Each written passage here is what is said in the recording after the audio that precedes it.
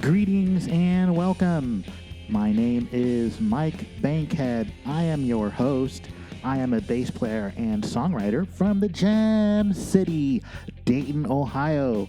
This is episode 126, and my esteemed, honored, extremely interesting and talented guest is songwriter and multi-instrumentalist Eleanor Dakota. I think you're really going to like getting to know her on this episode of the You Could Be My Aramis podcast. Full disclosure, Eleanor and I had this conversation way back in October 2024.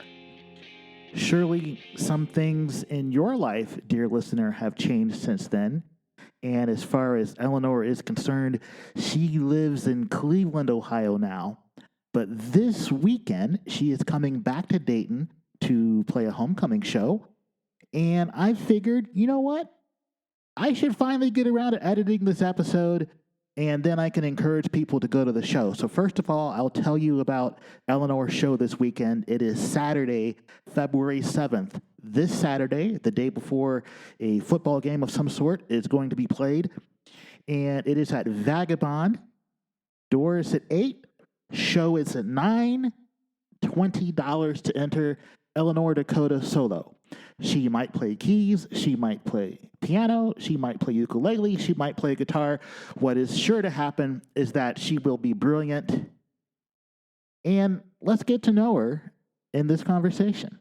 Eleanor, on your Bandcamp page, it says this. Hello, my name is Eleanor. Well, that's pretty straightforward. I am a multi-instrumentalist out of Dayton, Ohio. Let's break that down. How many instruments is multi-instrumentalist? People always ask me this. I don't have a number, but I can name some off. I play guitar. That's usually what I perform with. I play ukulele as well. Piano. That's the first instrument I played. I play a bit of trumpet and saxophone. I can play drums, bass, a little bit of harmonica. You're basically your own band, is what I'm hearing. Pretty much. You said you started with piano, so were those like formal lessons? You were classically trained? No, I learned by ear. Wow. I grew up around music, and I always had a piano available to me. So as soon as I could reach the keys, I was playing around with it. And that's pretty awesome. And it also says there that you are out of Dayton, Ohio. Did you grow up here? I did. I was born in Xenia. Hey, that's my hometown. I wasn't born there, but I grew up there. Nice. My name was almost Xenia. That would not have been a terrible name, but Eleanor is also a wonderful name, so it's okay. Yeah, I'm happy with Eleanor. I was born in Xenia, moved to a house in Dayton before I had turned 1. So I was basically born and raised Dayton. You're a Dayton person. And even though I grew up in Xenia from the time I was like 5, when I travel, and I live in Fairborn now, but like when I travel, nobody knows those cities. So to non-Ohioans, I just say I'm from Dayton, right? Yeah. To Ohioans, I can be a little more specific because we know our state better than other people. Right. I mean, I barely know our state. I know Dayton, Cincinnati, Columbus, Cleveland, Athens, and then from there it's all jibber jabber. Well, those are some of the more important cities, right? Yeah, I guess so. Toledo's out there like, what about us? Did you go to school in Athens? No, I worked with Brick City Records, which is a student-run record label in Athens. I was signed with them for a year. So I've been in Athens a handful of times, but no, I never went to school there. All right. Your bio on the Bandcamp continues by saying, I have been writing and creating since the ripe age of the womb, and I never plan on stopping. Yeah. Wow. So that means to me you probably don't even remember when you wrote your first song, right? Actually, well, I've definitely written little like songs here and there, like growing up in kindergarten and up. But my first song I was probably like 10. I don't remember. I've been trying to like remember so I can relearn it, but it's something like yeah, I don't remember the first part, but then it's like you give me a hug, I'll give you a smile in exchange. We'll laugh and play, sing and play our silly games. We'll laugh and play and sing and play our silly games. That's all I remember from it, but I've been trying to dig in the depths of my brain to remember the rest. That sounds kind of advanced for a 10-year-old. Yeah, I've a lot of the kids in my class were learning instruments, and I knew guitar at that point, and they had chords with it as well. And I was like trying to teach people it, but I was just a kid, and kids don't really like have that kind of attention span. I was like, "Come on, guys, let's be a band," and nothing ever happened with that. But you're in a band now, so you managed to get there at some point. Yeah, yep, This is uh, when I would like you to talk about your band. yeah. It's called Crabs Without Legs. We've been a thing since I think it would be like 2019. Um, our bassist Carter, he's the person who formed the group. He did a project where he made a bunch of instrumental tracks and reached out to a bunch of different lyricists and just had them try and write for it. Um, and that's where Bellyache came from, was from that. Yeah, yeah. It's been a minute since we've been around, almost 5 years. You know, that makes sense because you're very good as a group. Really good musicians, super tight. You don't take the stage unrehearsed, which is obvious. Mhm. So it being 5 years, that does kind of make sense that you've been playing together that long, which is, you guys are all super young to an old guy like me, and I look on the stage and I'm like, oh, they're all super young and they're really good. So for people that haven't seen you, because there might be people in Dayton listening or outside of town that haven't seen Crabs Without Legs, what would you say a Crabs Without Legs live show experience is like? How would you describe that?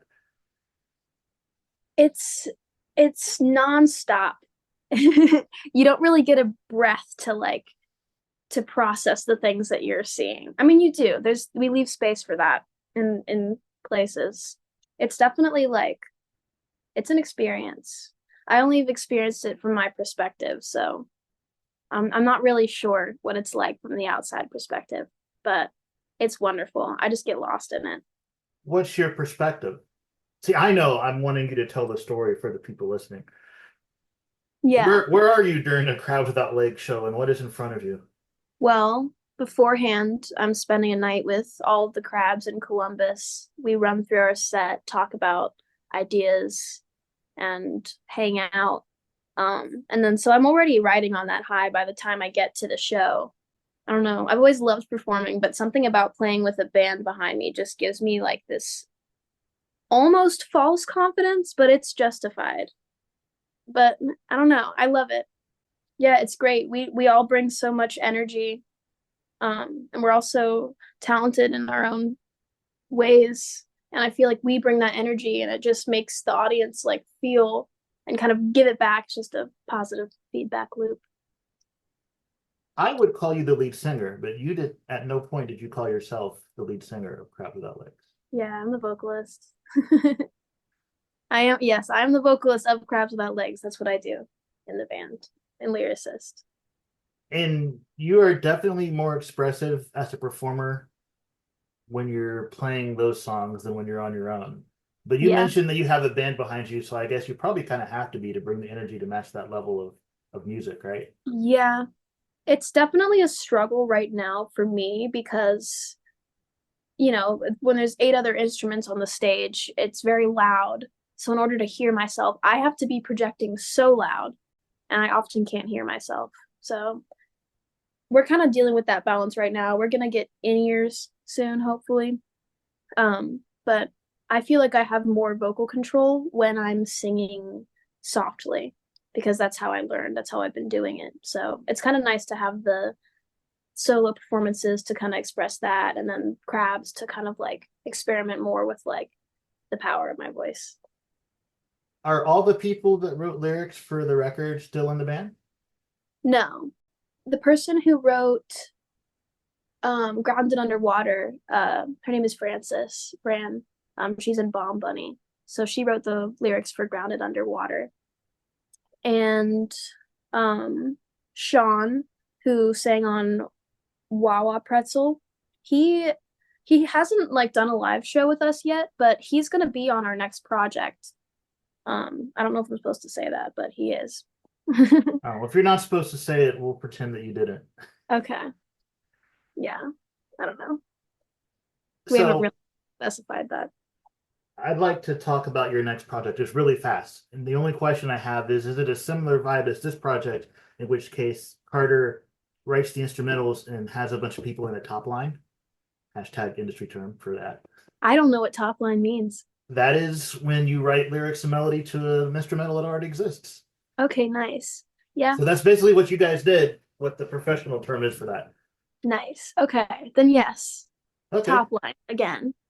Yeah, Carter. I don't remember when that album released. Do you have that available to you? I'm curious.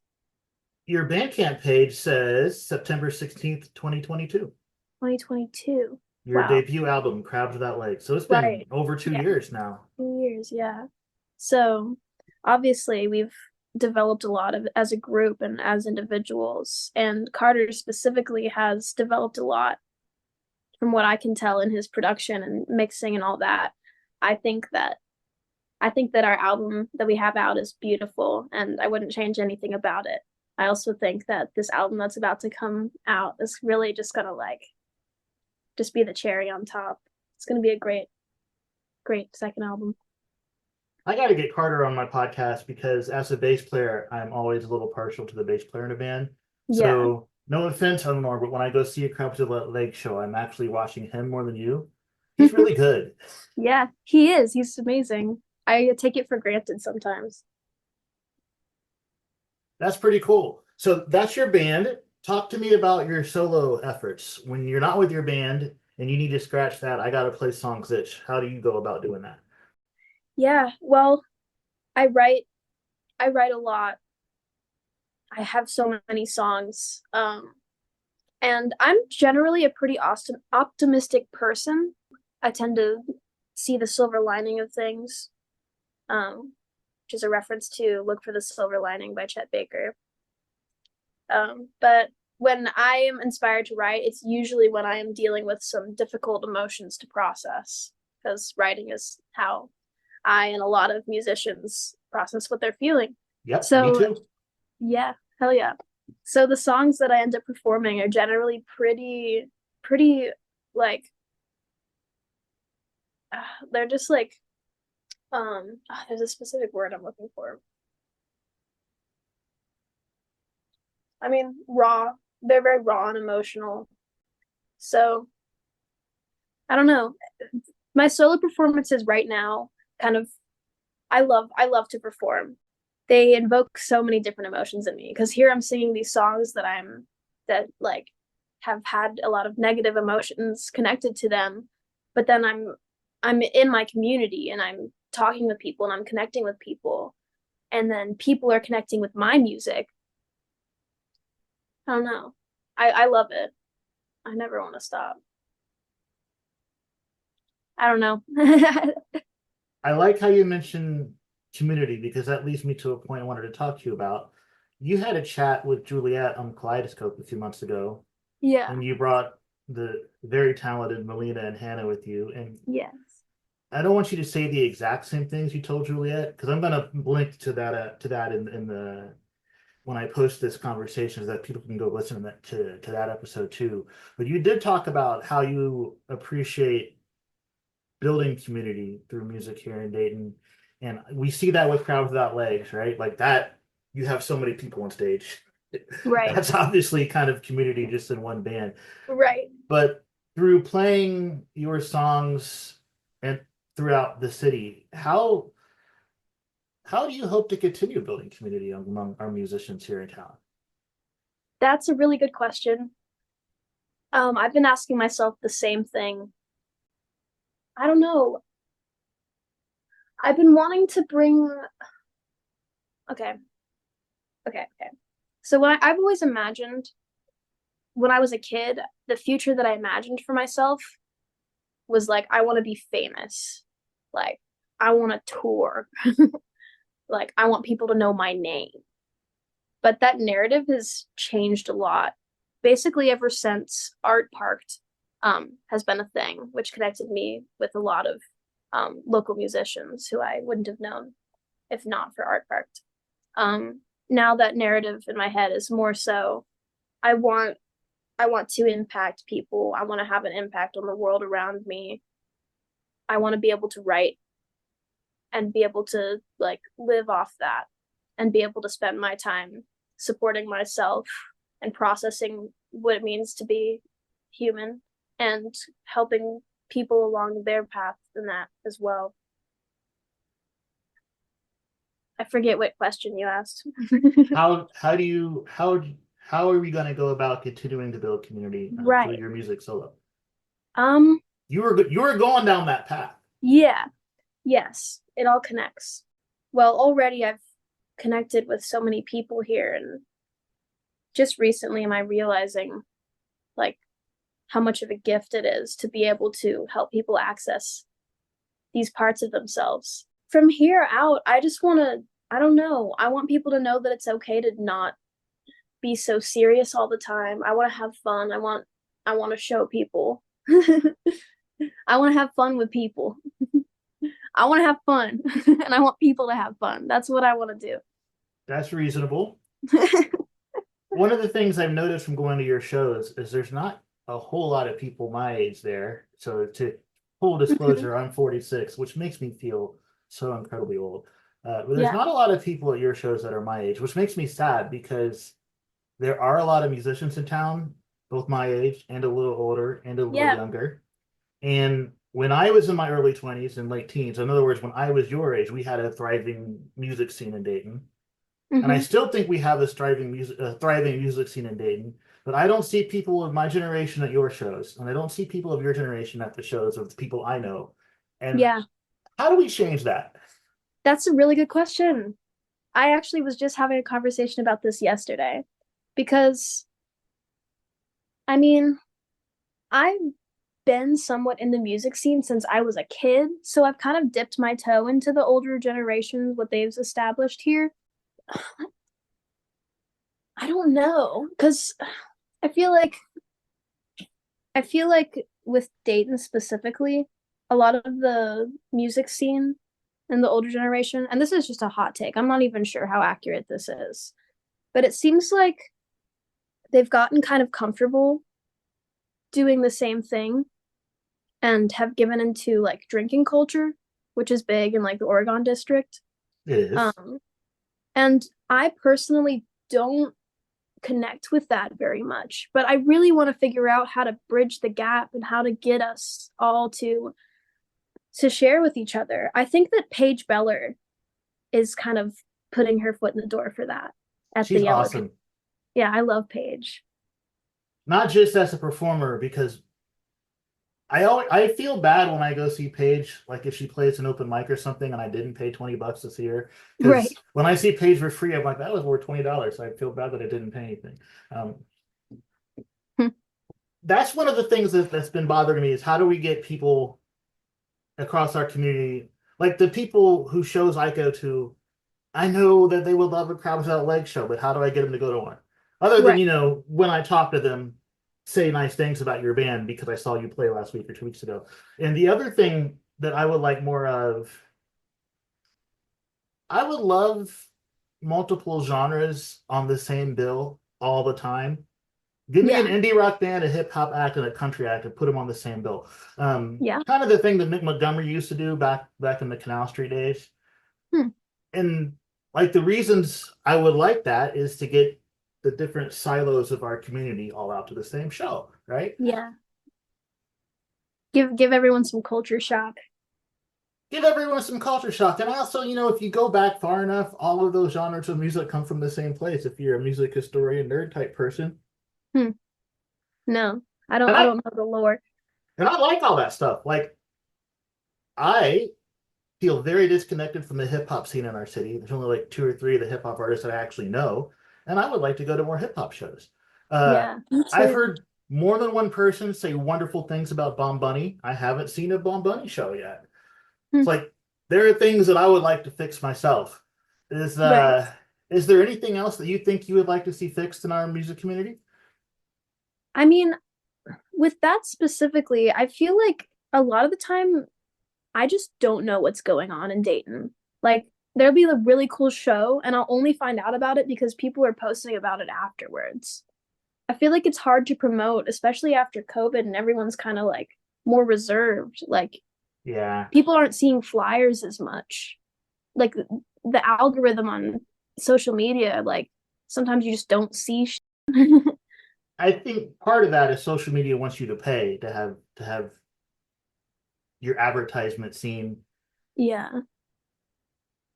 Do your band still hang flyers in like music stores and stuff? We used to do that back in the day, and I still do that for like big shows. When we don't print flyers ourselves, but like if I have a flyer, I'll go put them up. I'll take a day out on go to a few different places and put them up. I don't know. I That's have a bunch of I have so many flower flyers, just like a stack that are old. from the past. Keep those because they'll be cool memories in like 20 years. Yeah, but I don't need like 100 of each. You probably don't need 100 of each. Can use them as scrap paper. You know who would like those? Probably is Dr. J. Who's that?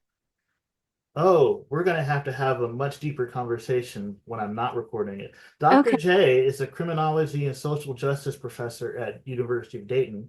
And when okay. he is not molding young minds in the classroom, he runs a radio show on WUDR and he flies the flag for local Dayton musicians harder than anyone else I know. He's No a way. big cheerleader for our entire local music scene. If he likes your music, he will play it on his show. And if he likes it What's the enough, station called? WUDR, that's the University of Dayton student run station. And if he Oh, likes it enough, it goes into regular rotation on WUDR. nice. So after I stop the recording, we'll talk a bit more about this. But I Okay, definitely, Crabs Without Legs needs to be played on his show. Basically, think of him as Juliet, but he works for a college instead of for YSO. right. Cool. And the DJ thing is like his side gig because again he's got a PhD and he's a professor, but he Yeah. loves music so much, and he and his wife go to a lot of shows in the community. Um, and he will have musicians into the studio to play live. Sometimes he'll have you on for an interview. He's a dude you want to know, is what I'm saying. Sweet. Yeah, we'll get that done. It never, for me at least, it never gets old to hear my song on the radio. What do you think? Oh, man. The first time I heard one of my songs on the radio, it was like, yeah, it feels great. Makes me feel all warm. Yeah. Do you remember which song it was? Nonsensical Tales. That is on the Crabs Without Legs record, right? Yep. Tell me And about then Whispers. Whispers. Um, I haven't heard one of my songs on the radio, but I met a fellow named Chris Doritas in he lives in LA he's the music director at KCRW. Oh, And nice. he played my song No Love of Mine, I think a few times on his station. And Nice. I That is a good station to know the MD for. yeah, he's really sweet. He's a really nice guy. I should have you introduce me. Yeah, I don't know. No, that's good. Most of this industry is about making relationships and maintaining them, right? So if you can make friends with MDs, that's like where it's at. Totally. So Whispers, you put that out in also in 2022. Was it? Oh wow, it was. Your Bandcamp page says it was. Huh. I like those songs. They your vocal approach, I don't listen to a lot of artists that have your vocal approach, so it's kind of a fresh take on singing to me, and that's good. Yeah. I think as musicians, we need to hear things that we're not used to because it expands our palette and our toolbox. Yeah. So when you go do the next EP or the next album, is it going to feel like that, or are you heading in a different direction? I have so many different songs that I have partially recorded that fit into so many different categories. My next song that's going to come out is called Cold. Um, it's kind of like a slow bossa feel to it, somber, pretty stripped down, just guitar, a melodica, and my vocals. Um, yeah. But outside of that, like I'm working on some electronic music with some friends. There's some more like singer-songwriter jazzy stuff, um, some like punk feel to it to some of my music. Yeah, I'm working on a lot of different stuff. I'm not sure what project is going to come out next. I'm just kind of working through it slowly but surely. So I want to understand your process now because you do a lot of different things. So when you sit down to write, what's the first tool you reach for? Mm. Whatever's near me in the moment. I guess the first one I would reach for is my guitar, generally. Acoustic or electric? Acoustic, but also electric sometimes. Mostly acoustic. So My you have your guitar. I'm sorry, go mhm. ahead. You sound like you were going to say something, so go ahead. I was gonna say my guitar that I've had since I was 14, I left it in Columbus and I now no longer have that guitar and it's hard. Oh,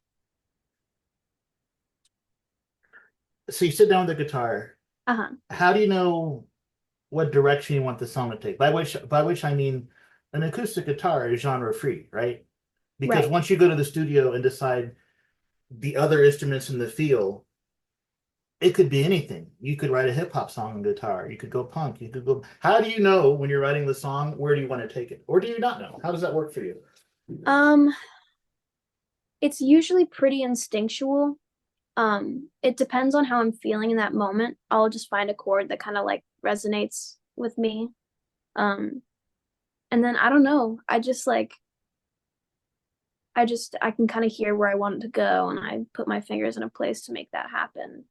Or sometimes I don't and I just play stuff and it either works or it doesn't. And the lyrics just kind of like come at the same time. What do you do with the songs that don't work? You come back to those later? There are voice memos on my phone and I'll come back to them. I'm making a list of every song that I've ever written right now. Nice. And it's a whirlwind. So Yeah. good for starting that. Yeah.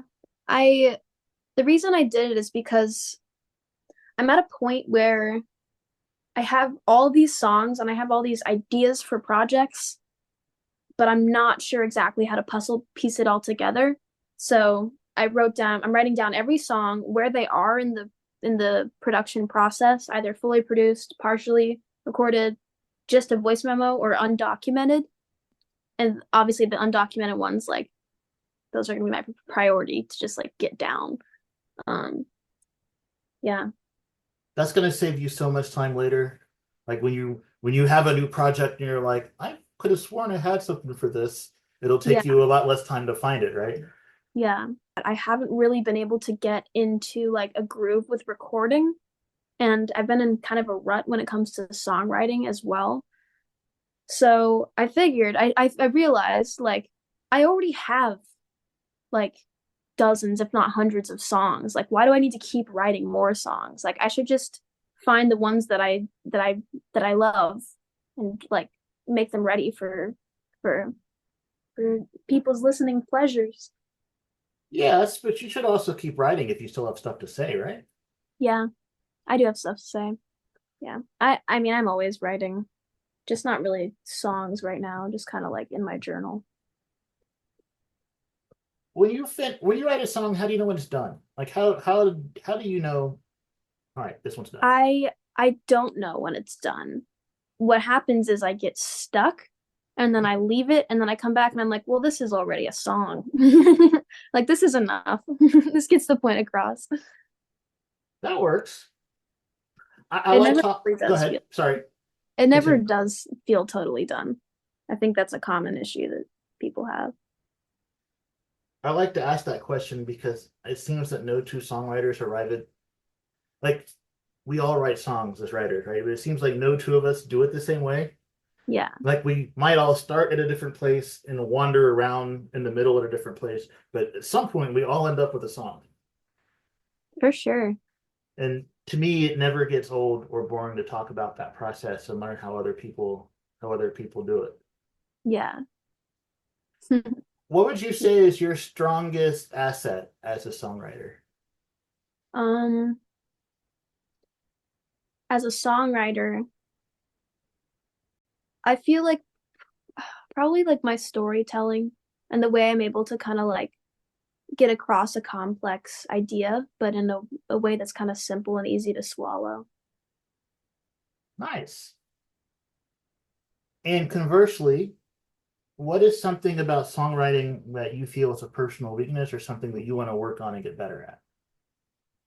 I want I want to write about when I'm feeling good. I want to write about the things that I'm grateful for too. I really need to make an effort to start doing that because I feel like the energy that you put out into the world, it does make a difference. And I want people to have good things to think about too. I like that. That's very positive. I only have three more questions for you, then I'll let you get on with the rest of your day because I know you're a busy person. The first of which is I would like you to think back as far as you can remember to toddler years, especially considering that you're a person that came from a musical, like you grew up in music your whole life. What's I the did. first song you can remember hearing? Wow. That's a that's a crazy question. Okay, wait, let me think for a second.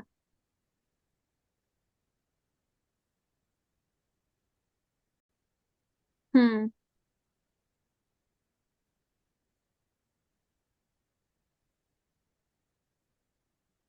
There's a few of them.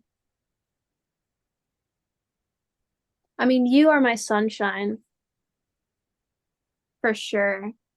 Um, there's also a song called I think it's called Heart of Steel that my mom played on the radio. And it's like deep down inside, I got a heart of steel. Down, down, down, down, down, down. Now I don't mean a damn thing deep down inside. Yeah, So 90s probably? I don't know. I don't even know who wrote that song. Me neither, but that's a pretty cool thing that you remember how it goes. Yeah. I mean, I've listened to it somewhat recently, but yeah. What did your childhood smell like? Huh. Cat piss. Cat piss and like, but also like, that's the first thing I said. That's funny. Um, yeah, we had a lot of cats. Cat piss, like cedar wood. It smelled like instruments and metal. And then, um, WISO used to be in a building that was like, it was owned by Antioch College. Um, and it smelled like a library, but it was also, it kind of gave me a headache. Yeah, Hmm. there's some smells. Kind of funny how a smell can take you back to a place, Yeah, which is why I like that question. And full credit, I stole it from somebody else. I did not come up with that one. that's okay. There's also, whenever I smell like a garage, it reminds me of like the entrance doorway to that old building. It always brings me back there too. I don't know. Yeah, smells are cool. I'm a very I'm a very like sensory oriented person, so I connect a lot with like sounds and smells and sights and stuff. Last question. Where should I send the listeners to listen to your music, to learn more about you, to send you fan mail, to follow you on social, any of the stuff that, people should go do? Yeah. Um, the best place to listen to my music if you want like a full scope of what I'm working on, not really full scope. If you want the most Eleanor content that you can consume, go to SoundCloud because I have a bunch of like demos and stuff on there that aren't available anywhere else. If you want to support me, you can buy my EP on Bandcamp. Um, but I'm also on Spotify and Apple Music and all that fun stuff under Eleanor Dakota. That's my name. I Uh, will link to those things in the show notes so that people can just make one little easy click and go find it. Sweet. And if you want to know what the next upcoming Crabs Without Legs show is, we have a website and you can find it there along with some videos of our live performances. And we're hoping to be able to start shipping merch soon too. Oh, cool. Yeah. All right. Any last messages for the listeners, Eleanor? Stay true to yourself. Haters gonna hate. Don't let anyone fart on your sparkle. I like that. Thanks. Thank you. My sincerest thanks to Eleanor Dakota for having this conversation with me oh so long ago. Thank you, dear listener, for being here. If you are in the Dayton area, I strongly encourage you to go to Vagabond Studio this Saturday, February 7th. Doors at 8, show at 9. Eleanor Dakota is playing for you solo. $20 to get in. Why not support a very talented, sincere musician? Also, dear listener, if you enjoyed this episode, you can find more of them anywhere that podcasts are found. Again, this is episode 126, and it would sure be helpful if you did enjoy it to like or subscribe on your platform of choice. Thanks.